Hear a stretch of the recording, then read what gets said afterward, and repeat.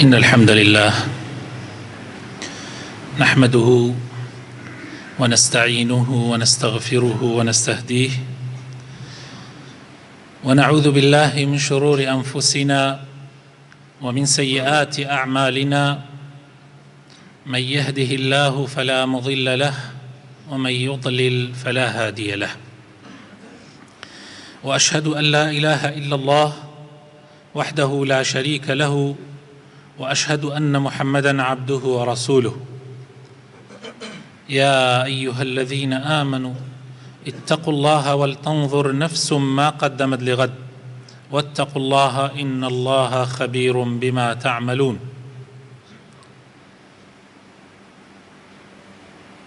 بەڕاستی باشترین کەلام کەلامی خوای پەروەردگارە کە لە قورئانی پیرۆزە ئەی فەرمێ و باشترین ڕێبازی محەممەدی مختارە صلی الله عليه وسلم و خراپترین ڕێگا و ڕێچکان ئەو ڕێگا و ڕێبازانەیە کە پێچەوانەی ڕێبازی پێغەمبەرە صلی الله عليه وسلم. هەموو پێچەوانەیەک هەموو یاخیبوونێک لە ڕێبازی پێغەمبەر صلی الله عليه وسلم سەرگەردانیە، نەکبەتیە، قوربەسەریە، خوا پێی ڕازی نییە و لە ڕۆژی قیامەتیشا مەسیر و سەر ئەنجامەکەی ئاگری جەهەنەمە. خوا پەنامان بدە. خۆشەویستەکانم، هەموو کەس و سەرکەسە هەموو کەسایەتە سەرکەوتوەکانی ئەم سەرزەمینە، هەموو ئەوانەی کە لە زەمینە لە ئەرزا ئەژێن کە سەرکەوتون، کە موەفەقن، کە خاوەنی پەیامن، خاوەنی مەبدەئن، لەلایەنی نەیارەکانیانەوە، لەلایەنی خەڵکانی نەفس نزمەوە دژایەتی ئەکرێن، حەسوودیان پێ ئەبرێ. خوای تەعالا لە قورئانی پیرۆزە ئەفەرمێ وەکەذالک جەعەلنا لكل نبي عدوا من المجرمين وكفى بربك هاديا ونصيرا. لەناو هەموو مرۆڤایەتیە بێگومان پێغەمبەران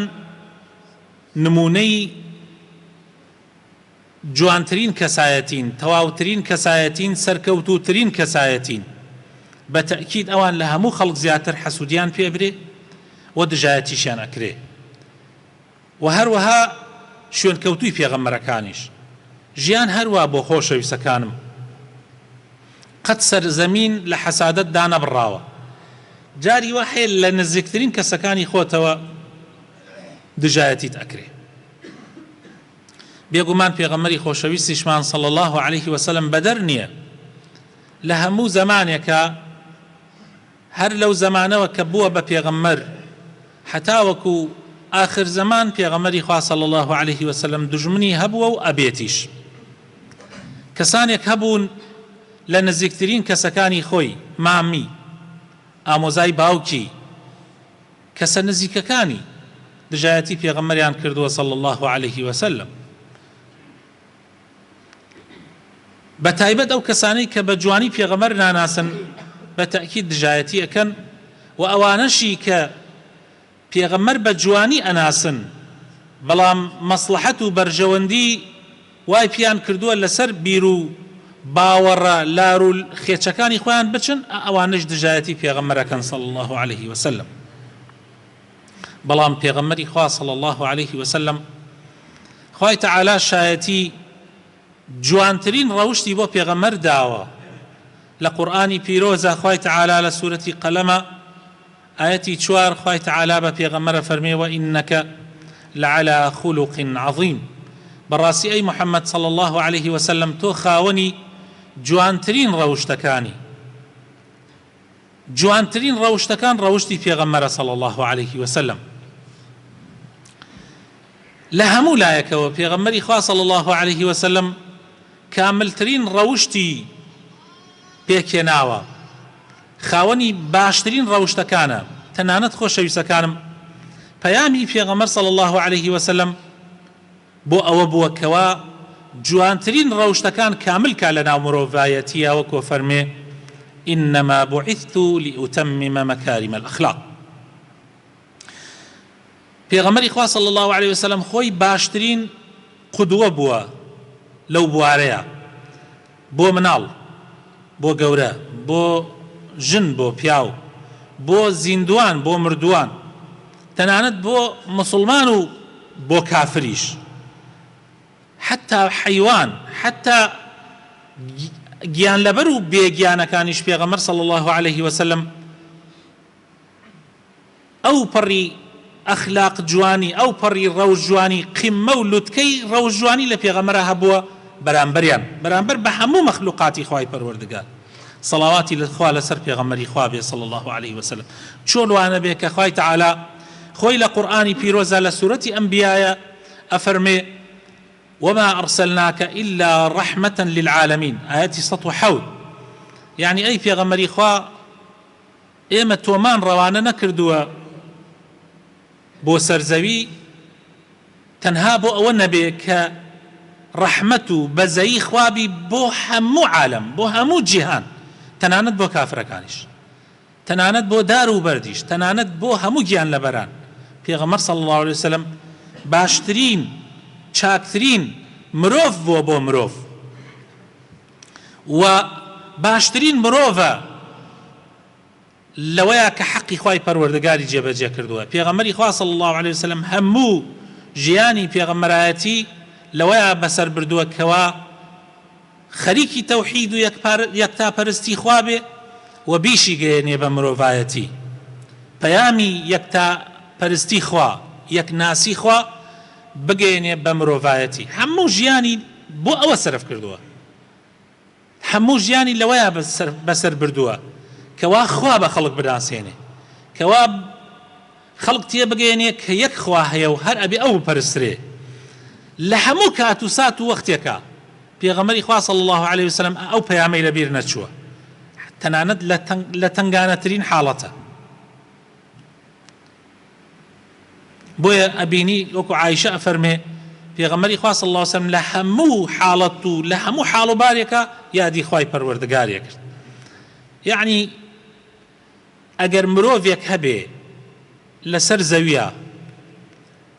کە هەرچی صفاتی خوا بێوێ تایە هەبێ محەممەدە صلی الله عليه وسلم، هەرچی صفاتی خوا بێوێ، صفاتی جوان لە پێغەمبەری خوایە هەیە صلی الله عليه وسلم، لە ئەوە کۆ بووەتەوە. پێغەمبەری خوا صلی الله عليه وسلم بیری نەئەچوو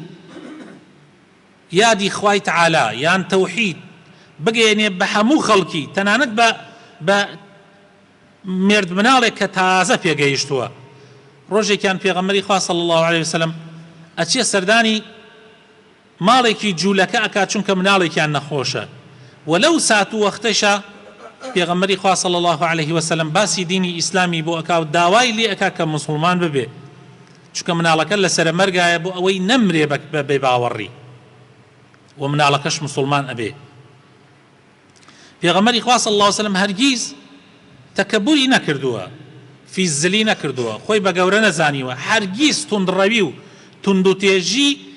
لە پێغەمبەری خوا نەبووە ئیلا وەکو چەند جارێک دووبارەم کردوتەوە ئەلەم منبەرەوە تەحەداشم کردووە، وتمە لە دوو حاڵەت کە خوا لە قورئانە باسێکە، جگە لەو دوو حاڵەتە هەرگیز پێغەمبەری خوا صلی الله عليه وسلم قەت توندوتیژ نەبووە. توندوتیژ بووە پێغەمبەری خوا صلی الله عليه وسلم لەو شوێنەی کە کافرەکان تەعدایان لە مسلمانان کردو، دژایەتیان کردو لە کاتی جەنگە، لە کاتی ڕووبوونەوەی کافرانە لە شەڕە، لەو حاڵەتە خوا ئەمری کردووە کە مسلمان ئەبێت توندوتیژ بێ بەرامبەر بە کافرەکان، و هەروەها لە کاتی جێبەجێکردنی حکمی شەرعیە، حەدێکی شەرعی، بۆ نمونە کابرایەکی کوشتووە ئەبێ بکوژرێتەوە، لەو حاڵەتە نابێ ڕەحم و بەزەیی دەور ببینێت، چونکە یەکێک کوژراوە بەدەستی ئەو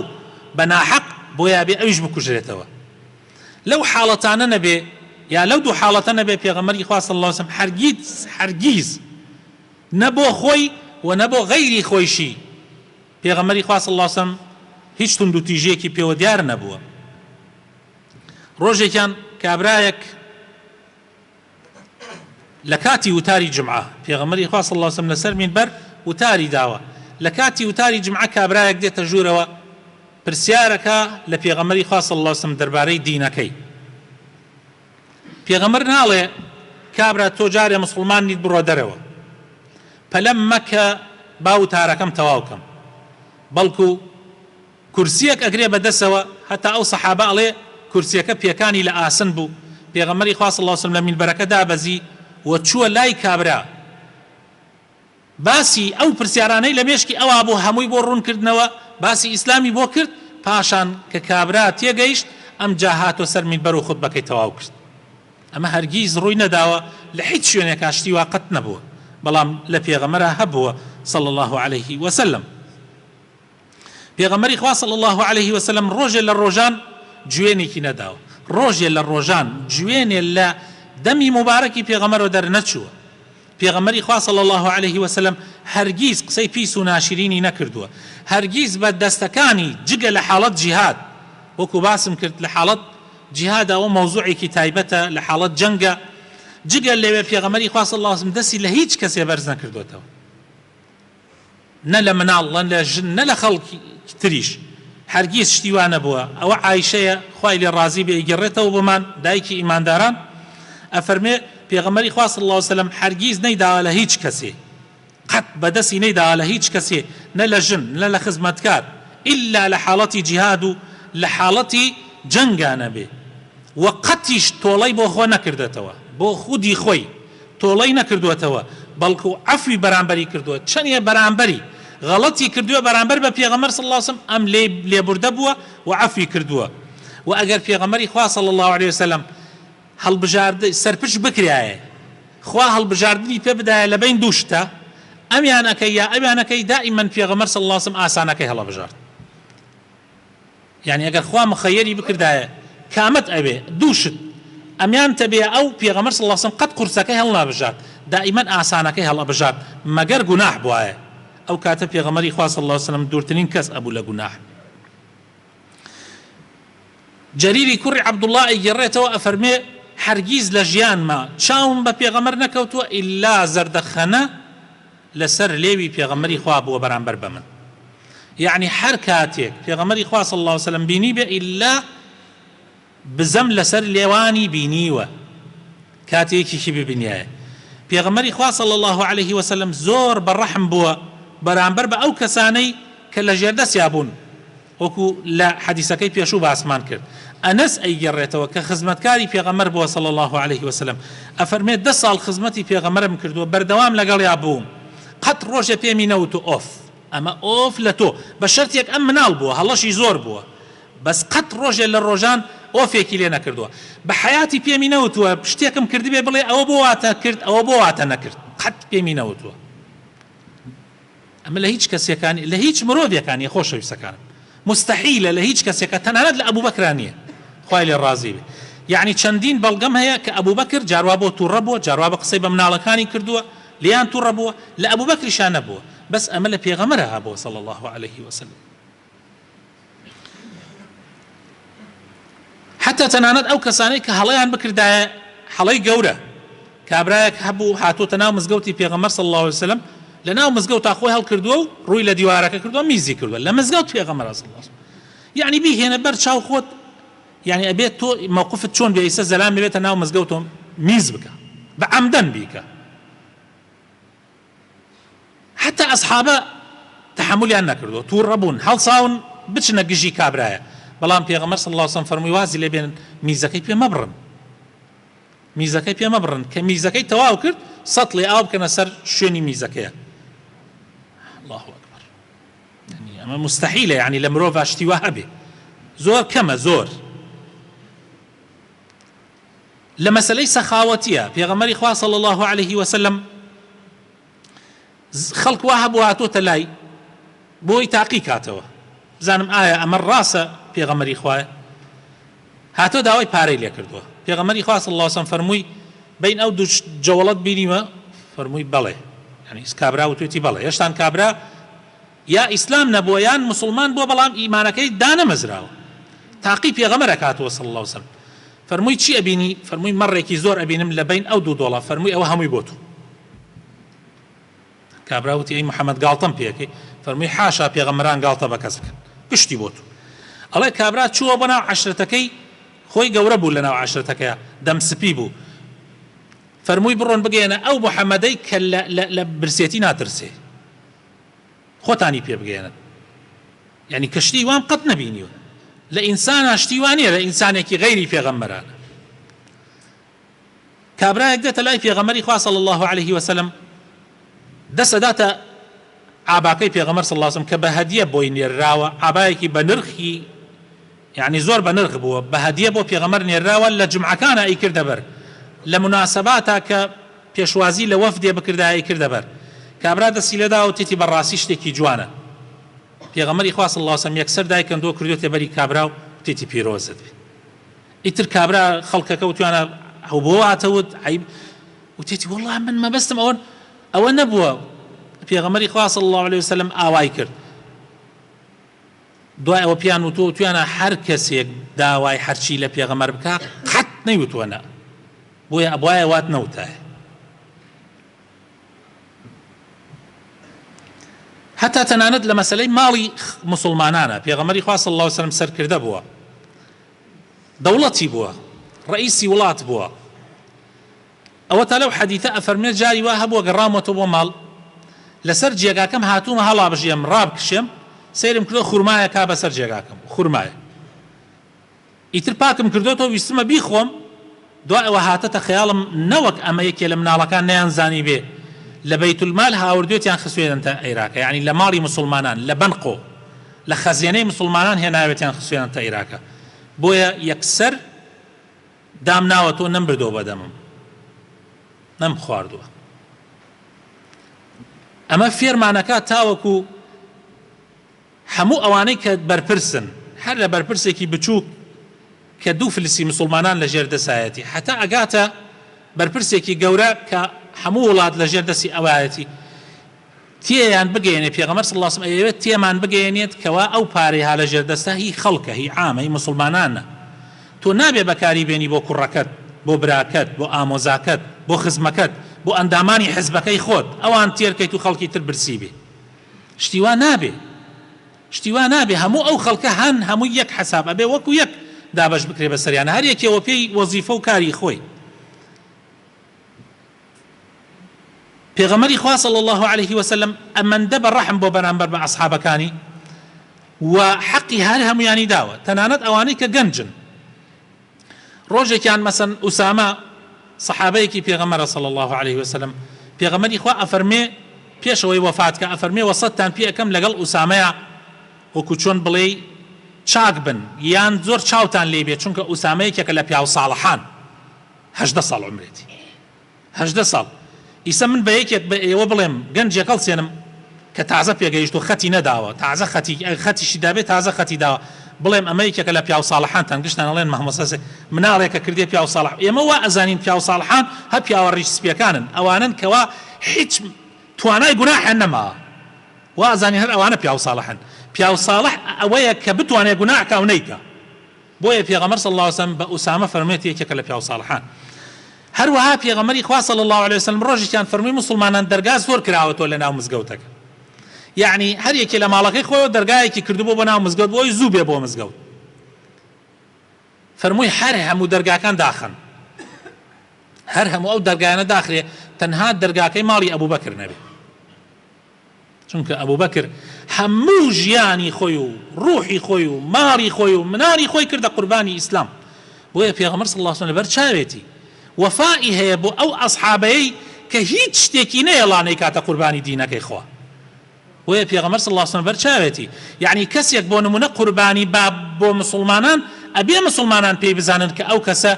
هەموو شتێکی خۆی کردوتە قوربانی دینەکەی خوا یا کردوێتی قوربانی مسلمانان ئەبێ لەبەر چاوێن بێ پێغەمبەر صلی الله عليه وسلم لەو جۆرە کەسانە بوو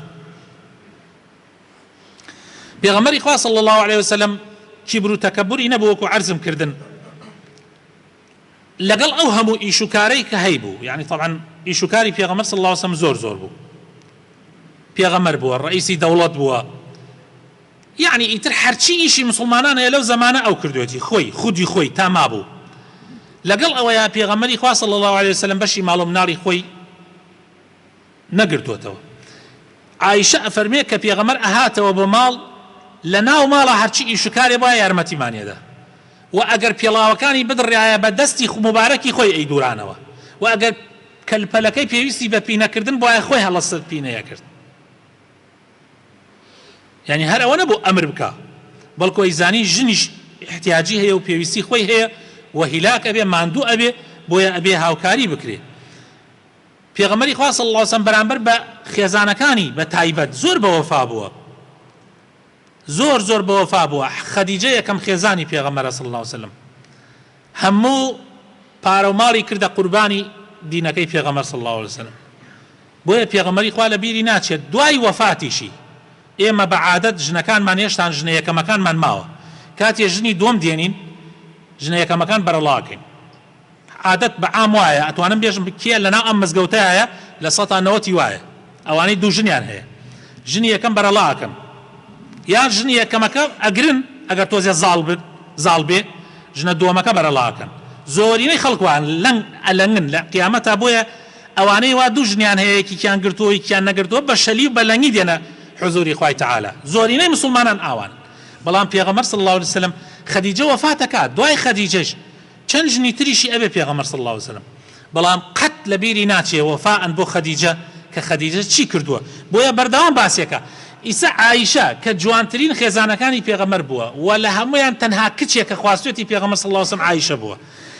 ئەوەکان هەمووی بێوەژن بوون. بەڵام لەگەڵ ئەوەیشە عایشە ئەفەرمێ واللهی من غیرەم لە هیچ ژنێکی پێغەمبەر نەکردووە ئیلا لە خەدیجە نەبێ، بە شەرتێ خەدیجەم نەدیە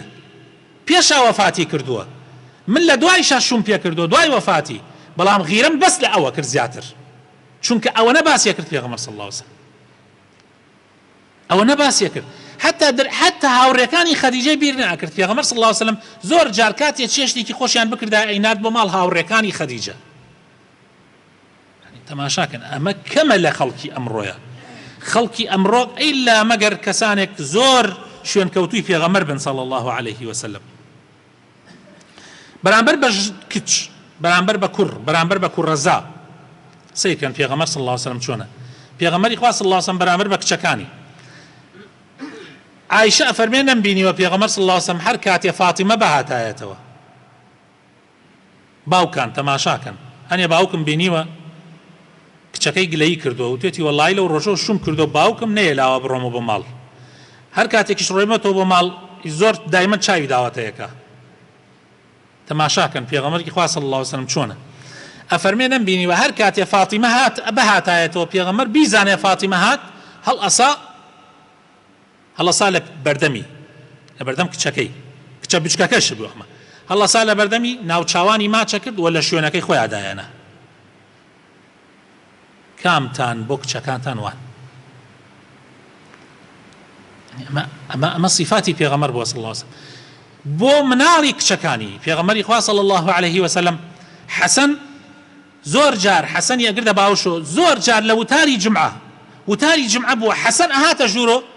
یا حوسەین پێغەمبەری خوا صلی الله علیه وسلم منبەرەکەدا ئەبەزی ئەگردە باوشۆ ئەهاتە سەر منبەرەکە دەستێکت بە وتاردان دووبارە. ئومامە کە کچی ئەمە بەس بۆ کوڕوانە بووە کە کچی پێغەمبەر بووە، کچی زەینەب بووە،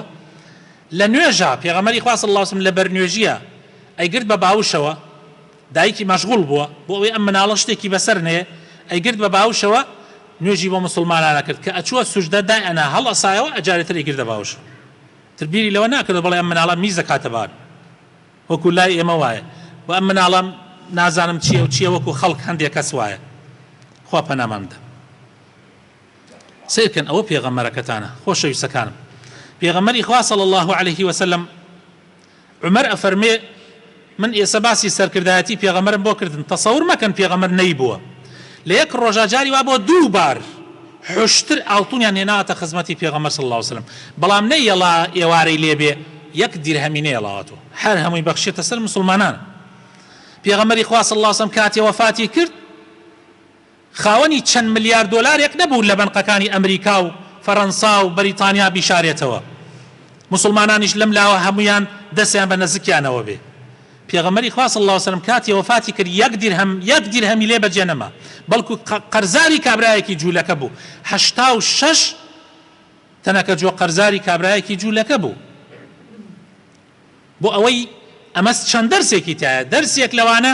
كإنساني مسلمان مانع نییە لەگەڵ جوولەکە معاملەکە جوولەکە لە وڵاتی ئیسلامە ژیاوە پێغەمبەر صلی الله علیه و سلم قەرزیشی لێ کردووە لە ئەبوو بەکر قەرزی نەکردووە لە جوولەکە کردوێتی لەولاشەوە ئەوەی تایە کەوا بزانین ئێمە ئەوە پێغەمبەرەکەمانە سەرکردایەتیەکی یعنی سەرکردەی ڕاستەقینە پێغەمبەرەکەمانە تەماشاکە یەک دینارێکی جێنەیەڵا هەتا پارچە زەویەکی هەبووە فەرموویەتی لە دوای خۆی بە ئەبوو بەکر فەرموویەتی ئەبوو بەکر بزانە پێغەمبەران کە وەفاتەکەن یەک دیناریکیان بە میراتی جێنەیەڵاوە یعنی ئەوەی من جێمێڵا ئەو پارچە زەویە ئەویش ئەبێ بخرێتەوە بەیت المال بۆیە ژن و ماڵ و مناڵی پێغەمبەر صلی الله علیه و سلم کە پێغەمبەر وەفاتی کرد یەک دیرهەمیان بۆ بێجێ نەما ئەمە زۆر گرنگە ئێمە ئەم شتانە بزانین کاتی ئێمە ئەڵێن پێغەمبەر کەسانێک لەم لاو هەڵەسن هەر یەکێک بە کەیفی خۆی قسە ئەکات درۆ دە لە ساڵە بەڵەواسن ئەبێ ئەم شتانە ئەم حەقایق و ڕاستیانە هەمووی بزانن بۆیە 1.5 ملیار خەڵک ئەمڕۆ لەسەر زەویە لە ڕۆژانی جمعە بە هەزارەها و بە ملیۆنەها سەڵاوات بۆ پێغەمبەر ئەنێرن بۆیە ناوی پێغەمبەر ئەمڕۆ لەسەر زەویە تەنانەت لە وڵاتە ئەوروپیەکانیش لە هەموو ناوەکانی تر ئەتوانی بڵێ یەکێکە لە ناوە پێشینەکانەوەی کە ها لە پێشی ناوەکانی ترەوە لە وڵاتە ئەوروپیەکانیش ئەوە لە وڵاتانی ئیسلام هەر لە یەکەمەکانە لەبەرەوەی خەڵک بەڕاستی پێغەمبەری خۆشویست خۆ ئێستا ئێمە کەس نییە بە زۆر بمان تێرێتە سەر دینی پێغەمبەر صلی الله علیه و سلم ئەگەر دینی پێغەمبەر خراپ بووایە یان پێغەمبەری خوا صلی الله علیه و سلم خراپ بووایە یەک کەس لەسەر دینەکەی نەئەمە بەڵام ئێمە مناڵ و گەورەمان ئامادەین حتا ئەو ڕۆژە ئەمێنین کەوا ببین بە قوربانی پێغەمبەر صلی الله علیه و سلم چونکە نمونەی ئینسانیەت و مرۆڤایەتی بووە پێغەمبەری خوا صلی الله علیه و سلم وەکو عومەر ئەفەرمێ والله جاری وا هەبووە پێغەمبەری خوا صلی الله علیه و سلم دوور ڕۆژ تلاوەتەوە دانە خورمایەک نەبووە بیخوا پێغەمبەری خوا صلی الله علیه و سلم لە ژێرە حەسیرێ بۆ عومەر هاتووە بینێتی ئاساری حەسیرەکە بە پشتێوەیەتی کاتێ لە خەو هەڵساوە وتێتی ڕوحم بە قوربانت بێی پێغەمبەری خوا خۆشتی تر هەیە بیخەیتە ژێرت فەرموویەتی عومەر کەی دنیا ئەوە تێرە ئێمە بە دوای شتی نەرما و شوێنی نەرما یەک دوو ڕۆژێکە بەجێی تێڵین و ئەڕۆینەوە تاوەکو عومەر فێرکە تا مسلمانان فێرکە کەوا زۆر بە دوای شوێنی گەرم و نەرما نەگەڕێن دنیا ئەوە نییە بەڵکو تۆ ئەبێ لە خزمەتی خەڵکاوی پێغەمبەری خوا صلی الله علیه و سلم زۆر ماندوێتی چەشتووە ئازاری چەشتووە بەڵام لەگەڵ ئەوەشە طبعا با بزانن پێغەمبەری خوا مناڵەکانی هەمووی بەدەستی خۆی ناوەتە قەبر یعنی چەند بەبێ باوکی لەدایک بووە مناڵ بۆ دایکی مردووە باپیرە خۆشەویستەکەی مردووە مامە خۆشەویستەکەی مردووە خێزانە زۆر بەڕێزەکەی مردووە مناڵەکانیشی هەمووی لە دوای خۆی دانە وفاتیان کردووە تەنها فاتیمە نەبێ لە پێش خۆی فاتیمە نەبێ 6 مانگ لە دوای خۆی وفاتەکە و پێشی ئەڵێن فاتیمەش کەی وفاتەکە لە پاش خۆت بەڵام لەگەڵ ئەوەشا پێغەمبەری خوا صلی الله علیه و سلم دائما متفائل بووە دائما گەشبین بووە ئەفەرمێ من زۆرم پێخۆش ئینسان گەشبین بێ لە دنیا و دائما قسەی خێر بکە ئەمە هەمووی ئێمە فێرەکاکەوە ئێمە نەبرسێتی نەتوینێتی نەخۆشی ناڕەحەتی هیلاکمان نەکا لەم دنیا و بێزار ببین و بڵێن خوایە مەرگە خوایە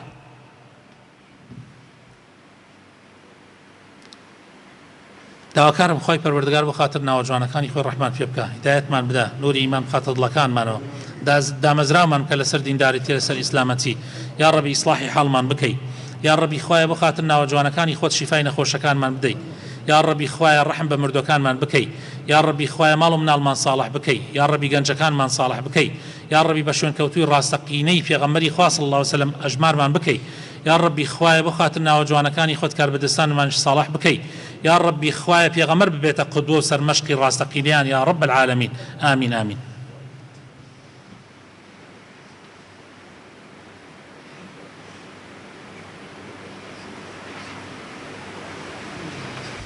آمين آمين الحمد لله رب العالمين والصلاة والسلام على سيدنا محمد وعلى آله وصحابته الطيبين الطاهرين وعلى من تبعهم بإحسان إلى يوم الدين رضي الله عنا وعنهم أجمعين يا أيها الذين آمنوا اتقوا الله حق تقاته ولا تموتن إلا وأنتم مسلمون خوش سكان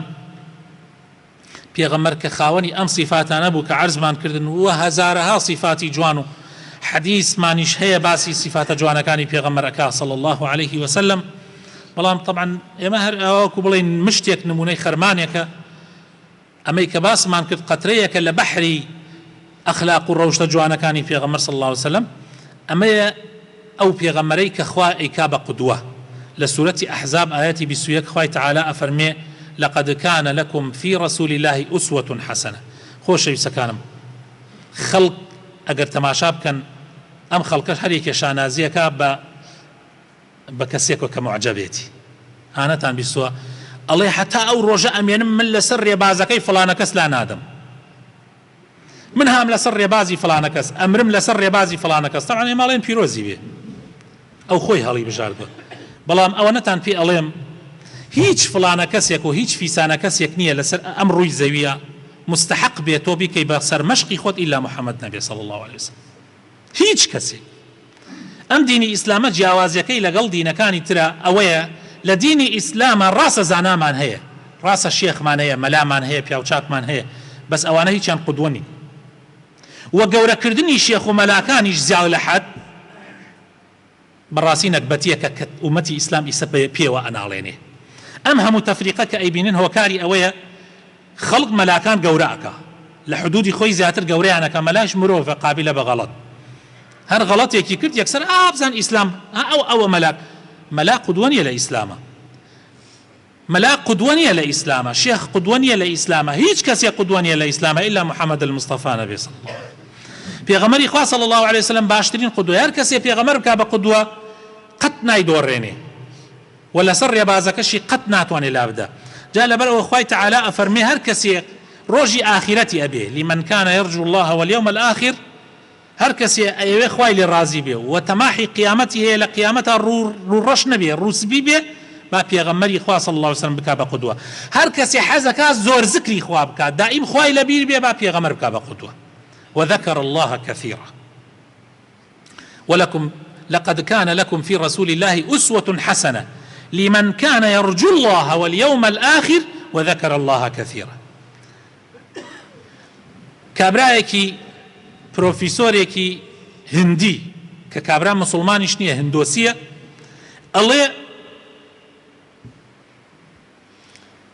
ئەڵێ شخصیەت و کەسایەتی پێغەمبەری خوا صلی الله عليه وسلم لە هەموو لاکانەوە ئەڵێ زۆر زەحمەتە بتوانی هەمووی بزانی، چونکە ئەوە گەورەیە پێغەمبەر صلی الله عليه وسلم. ئەڵێ بەڵام من هەندێک ئەخەمە بەرچاوتان، هەندێک ئەخەمە بەرچاوتان. محەممەد پێغەمبەرە، ئەمە ئەو زەلامە ئەڵێ محەممەد پێغەمبەرە، محەممەد جەنگاوەرە، محەممەد بازرگانە، محەممەد پیاوی سیاسەتە. یعنی ئەمانە هەر هەمووی لە پێغەمبەرە هەبووە صلی الله عليه وسلم. سیاسەتی ڕاستەقینە، سیاسەتە درۆدەرەسەکەی ئێستا نا. محەممەد وتاربێژە، محەممەد چاکسازە، محەممەد پەنادەری بێباوکانە، محەممەد پارێزەری بەندەکانە، محەممەد ڕزگارکەری ئافرەتانە، محەممەد دادوەرە، محەممەد هەموو سیفاتەکان، محەممەد باوکێکی ڕاستەقینەیە، محەممەد مێردێکی ڕاستەقینەیە. من ئەمە قسانەی تر ئەم دوانسیانە خۆم ئەیڵێم ئەو توانێتی هەندێک لەوانە باسکە بەو خوێندنەوەی کە بۆ پێغەمبەر کردوێتی صلی الله عليه وسلم. بەڵام پێغەمبەری خوا صلی الله عليه وسلم من هەر ئەوەندە ئەڵێم کە خوا فەرموویەتی باشترین قودۆ سەرمەشقە، واللهی زەڕەیەک لە عیب و نوقسانی لە پێغەمبەری خوایان نییە صلی الله عليه وسلم، لەبەرەوەی خوا خۆی پەروەردەی کردووە و کردوێتە سەرمەش. و هەرچی شتێک ئەوترێ دەربارەی پێغەمبەر و دەربارەی دینەکەی پێغەمبەر صلی الله عليه وسلم و باسم کرد جاری وایە لە مسلمانێکی نەزان و نەفامەوە دروست ئەگە. یعنی بۆ نمونە کابرایەکی ڕئیسی فەڕەنسا کاتێ دێ ڕەخنە لە ئیسلام ئەگرێ بۆ ڕەخناگرێت لە ئیسلام، بابزان ڕەخنەگرنەکەی لەوە هاتووە منێکی نەفام، منێکی نەزان، منێکی توندڕە و منێکی یعنی وەکو بڵێ ئیسلام بە شێوەیەکی غەڵەت تێگەم ئەبم بە قودوە و غەڵەتێکەکەم ئەویش ئیسلام لە ڕێگای منەوە ئەناسێ. بۆیە من ئەڵێم لەوانەیە لە قیامەتە زۆر تاوانبار نەبێ کاتێک هەندێک هینەکە دەربارەی ئیسلام، چونکە من نوێنەری ئیسلامەکەم. لەوانەیە لۆمەی من و تۆ بکا و گلەیمان لێ بکا و لە قیامەت شابێت یەخەمان بگرێ بڵێ بۆ ئیسلامە جوان نمونەی جوانە ئیسلامە جوانەکە نەبوون. لەبەرەوە خۆشەویستەکانم من ئەڵێم کەسانێک ڕەخنە لە ئیسلام و لە پێغەمبەرەگرن یا ئیسلام ناناسن یا ئەیناسن بەڵام متعصبن بۆ دین و بەرنامەکانی خۆیان کوێرانە ئەیانەوێت پێغەمبەر ناشرین کەن تاوەکو مەسلحەت و بەرژێوەندەکانیان تیانەچێ. ئەو دوو کەسن و بەس. إن الله وملائكته يصلون على النبي يا أيها الذين آمنوا صلوا